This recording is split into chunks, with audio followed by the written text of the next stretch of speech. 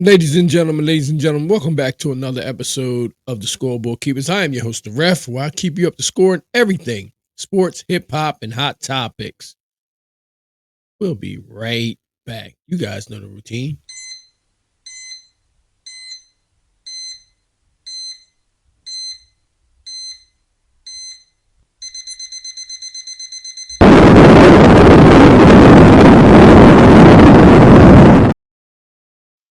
Ladies and gentlemen, did you guys see the game? Did y'all see the game? Washington Commanders hosting the Chicago Bears. Did y'all see it? Monday night heartbreaker, man. The Bears beat the Commanders 25-24, decided by a 38-yard field goal by a walk-off field goal. 38-yard walk-off field goal, you guys. Washington, the Commanders, man, I don't know what's going on down there right now. I don't know what's going on down there. I believe they fall to 3-3 after that loss last night. Washington led late. You know what I mean? And then they had some mishaps. It was raining down there. The ball was terrible. The field was terrible. It had some heavy rains going on down there, but that's not an excuse. That's not, you gotta win the game. You gotta be careful with the ball. Ball security is of the utmost importance. And a game like that at home, you must win. I couldn't wait to get to talk to you guys tonight because I'm telling you, there's something going on with these teams that waited late during the offseason to sign their star players. I said it. You're hearing it here first on the Scoreboard Keepers. You're hearing it here first. We always give you what you don't get anywhere else. That's why if you haven't already, make sure you like, share, and subscribe to the channel. Thumb up the video and turn on your notification bell. The teams that were dragging their heels and signing their star players in the offseason all have issues. Now, Washington's not the biggest offender because it seemed like San Francisco 49ers were a habitual offender. But just notice the issues that they're having right now. Washington's still talented, but do they look like the team of last year? I don't think so. They don't look like the team that finished off last year. They don't look like it. They show signs of it, but they don't look like it. The 49ers, look at them. They are in shambles. Bosa's out. Warner's out. Ayuk's out. Purdy's out. I mean, it's just, it is unbelievable how many people are out on those teams, man. Both teams were dragging their heels and signing their stars. Brandon Ayuk, he was holding out. He wanted his money. He was shopping himself around the league. He was telling Pittsburgh to come get me. You know, me and your coach, we look like twins. He was putting it out there. He was putting himself out there on the market to be bought. And he was doing this right in front of his coach's face. And what does he do? They end up giving him the money. But guess what? He comes in the game after missing camp and he ends up getting hurt. And the team has not looked the same since. Since then, Deebo Samuels is gone. And, while they're sitting there playing them games, other teams are starting to rear their heads right now. Detroit's coming up. Seattle's coming up. Of course, Philadelphia's there. We're talking about all NFC. The Falcons looked good last night against the Bills. Washington, well, they were looking like they were on their way up, but I'm not so sure on that right now. I'm not sold. I'm not totally sold on them. They sometimes they look like they could be unbeatable, and then sometimes they'll come in there and do things like they did last year, and not take care of the football down the stretch and not know how to finish games or win close games. You can be talented as all get out, but if you can't win those kind of close games, you're going to have problems in getting to that ultimate game that you're trying to get to. So right now I'm just saying, man, it's this connection that's going on around the league with all the teams that was acting funny about signing their players and waiting late to do it. They all seem to be having issues right now. And I just don't recommend that recipe, man. That's not a good philosophy to try to adopt when it comes to, if you have aspirations of winning the Super Bowl, that's not the philosophy you want to be going by. Get them guys in there, get them into camp. Look at Dallas. They played around with Micah Parsons, and look. Micah Parsons is down there in Green Bay, and I'm telling you, Green Bay is going to be there. Yeah, I'm not going to give you guys all the jewels tonight, but I'm just telling you right now, them playing around with Micah Parsons, it could be disastrous. I'm talking about for a decade. They think that those picks and those type of players that they desire are going to be available when they go to look for them. Listen, finding somebody like Micah Parsons is different. You're talking about somebody in a gold jacket versus a good player that had a good career. It's a difference. Trust me, it is an absolute difference. You may not ever be able to replace Micah Parsons. It may take all of those picks that you got to replace one Micah Parsons. I don't agree with it. But getting back to this game that happened last night, Washington led late, you know what I mean? And then that handoff and that fumble, it just flipped the entire game upside down. I knew at that point that Chicago was going to go down there and win that game at that point, because I'm like, that's a momentum changer right there. You want to do everything you can to get out of the rain and get this win and steal one on the road, and that's exactly what they did. And they made things difficult for Washington, in the NFC right now, falling to 3-3. You know what I'm saying? So the Bears, the final score was 25-24, over the Commanders, and it came from Chicago's kicker, Jake Moody, who was 4 for 5 in field goals. He had a game winner of 38 yards with no time. And guess what? He had just got elevated that same day. So he went from practice player to hero all within 24 hours. And within 24 hours, 4 for 5 in that weather, and a game winning 38-yard field goal, I think he's going to sign. He probably got a nice little I'm not going to say that, but he probably got some extra money in his check, man, for that one. I would have gave it to him. You know what I'm saying? You do that in that kind of game, and you can win a game on the road after being elevated. Somebody should throw you a few pesos, man, a few extra pesos. Being elevated on the same day too, and then you go out there and you win a game.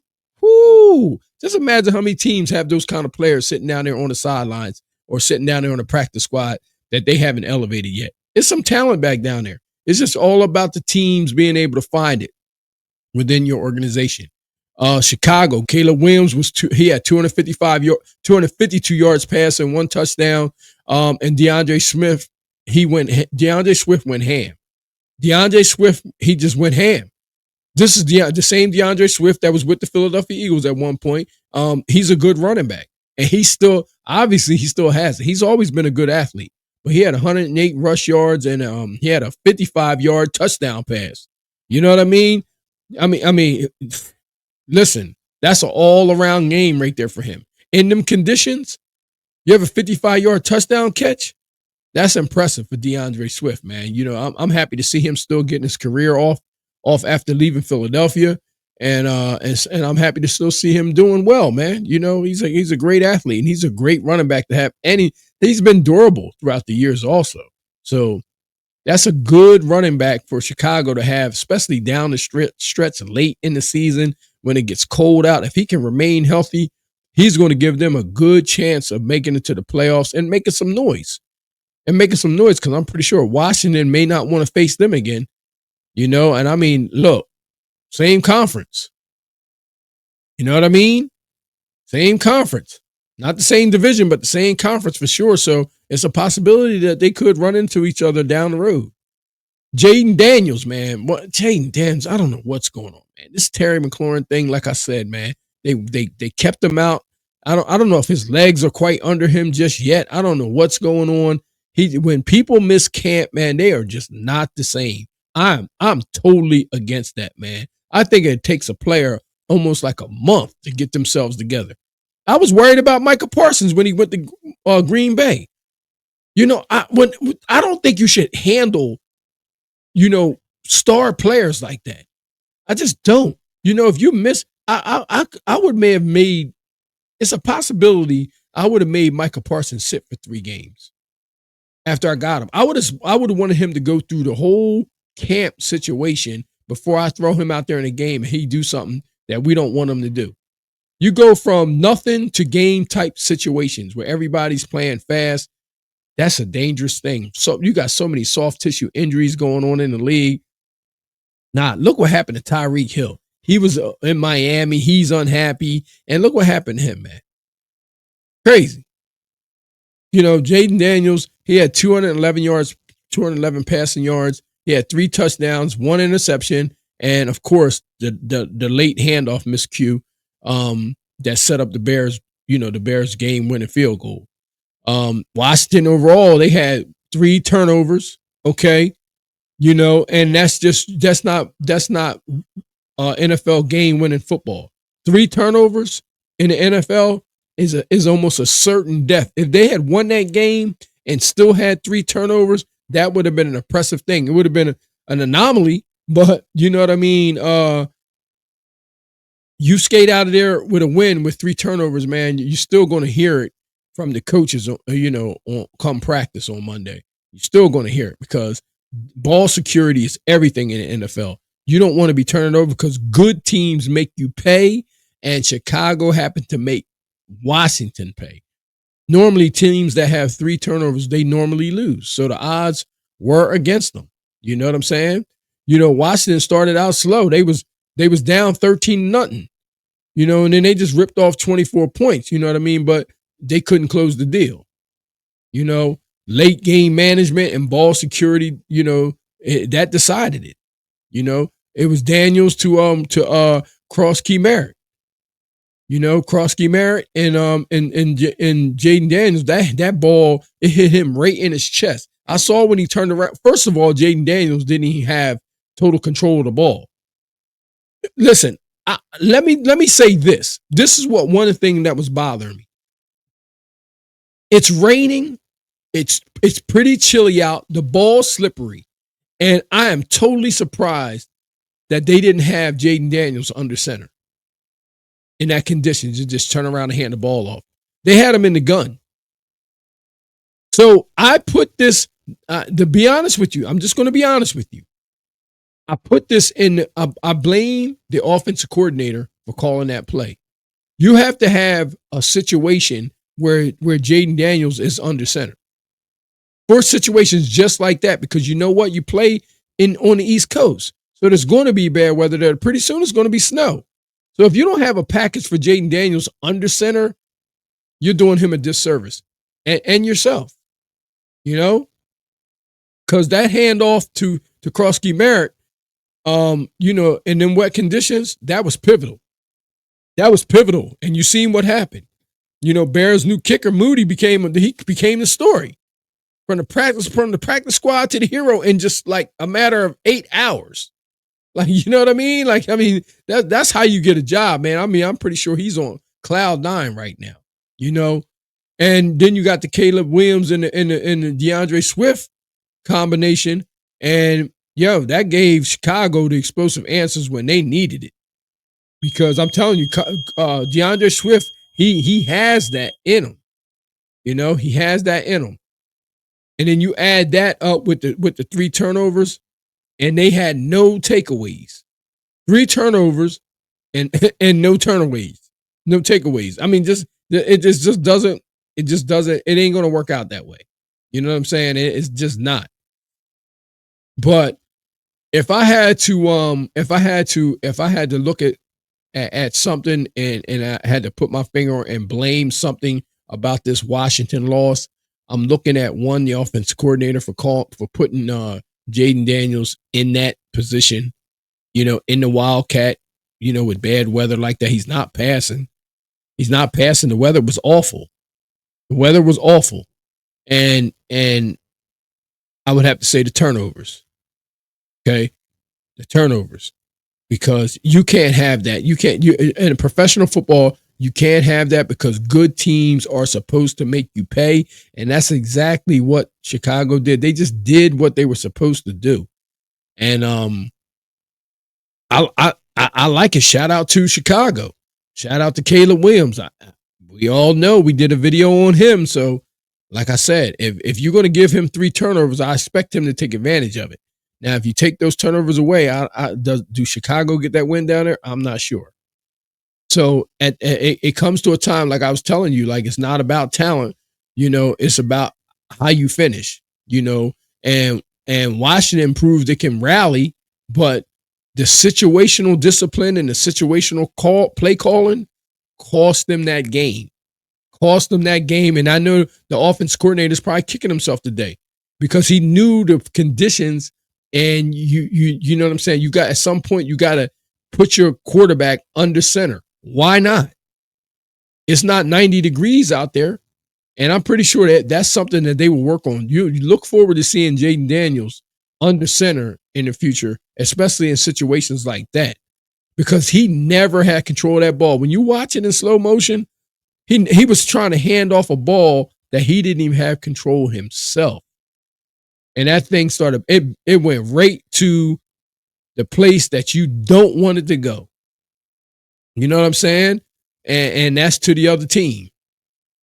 So, hey, Chicago's trajectory, you know what I'm saying, with 3 straight wins now, they trying to build a culture out there. And I mean, the pressure, it ain't like the pressure's not on Caleb Williams. They expected something big out of those 2 teams, man. Yeah, and like I said, it's just as much pressure on Chicago as it is in Washington. They want to win now. And in no uncertain terms, they've been out without a championship for a very long time, since the 80s. We talking since Jim McMahon. You know what I mean? And I mean, that's a long ass time. It's generations of people that have lived and died without seeing them win a championship. You know what I mean? And that's crazy to think about, but it's the truth. So is it a score or a snore? You know what I'm saying? Like I mean, Jayden Daniels in that handoff, snore. Snore. Jayden Daniels, and in that Wildcat with rain coming down the size of golf balls, and the offense coordinator calling that play like that, snore. That ain't no score. We can't put no points up for that, man. I'm sorry. It's not supposed to happen like that. But Jake Moody, 38-yard walk-off field goal after being called up? What? Within hours? Dude, are you serious? Score for sure. Like, I mean, it ain't even no question about it. One, you were down on a practice squad. 2, they called you up and within hours. That's another score. And then you go 4 for 5 in wet conditions. Score. I mean, listen, that's amazing. A walk-off field goal, score. Performing under pressure, score. That's an excellent job for somebody. They must have had a lot of confidence in him as well. They must have had a lot of confidence. He must have been doing something down there on that practice squad that impressed them. Not unless they just didn't have anybody. And Caleb Williams and DeAndre Swift. The duo. I'm going to have to give that a score. That's definitely not a snore. I'm going to have to give that a score, man. You know what I'm saying? Because, like, those 2 together, if they can pull it all together, they're going to have something going on down there. It's a lot of talent in Chicago that they have to work with. You know what I'm saying? So, I'm just going to say this. Washington, they answered the bell, right? They should most certainly answered the bell, but finishing, it seemed like that's a new frontier. Damn it! Like, I mean, they got to be able to finish things like that, especially in the NFC East, man. Your NFC East team, you got to be able, because it's going to be a lot of bad weather when you play the Giants, when you play the Eagles. I mean, it's just going to be some bad weather there. You're going to have to take care of that damn football, or teams are going to punish you. Dallas. Yeah, I mean, and Dallas traditionally has had Washington's number. So, and kudos to the Bears. They finished. They did what they were supposed to do. It wasn't in Caleb Williams' hands, though. You know what I'm saying? Like I said, they're giving all this credit to the kicker. So, like I said, over here, we haven't been sold on Caleb Williams. So that's a whole nother topic for a whole nother day. So, ladies and gentlemen, if you haven't already, make sure you guys like, share, and subscribe to the channel. Leave your comments down below for your score or snore. Like, what do you guys think about this? What do you guys think about Jayden Daniels? What do you think about where Washington is headed? What do you think about where Chicago is going? Like, tell me what you think about these two teams and their ceilings. And I'm going to get right in the comments. I'm going to respond back. You guys let me know because, these are two NFC teams that have high expectations in this football season. And, somebody's going to have to lose at some point. So who do you guys think is who has the most pressure at this point? Is it Jayden Daniels or is it Caleb Williams? I mean, you guys let me know down in the comment section. So again, if you haven't already, make sure you like, share, and subscribe to the channel. Thumb up the video. Make sure you turn on your notification bell. And I'll see you guys on the next episode of the Scoreboard Keepers.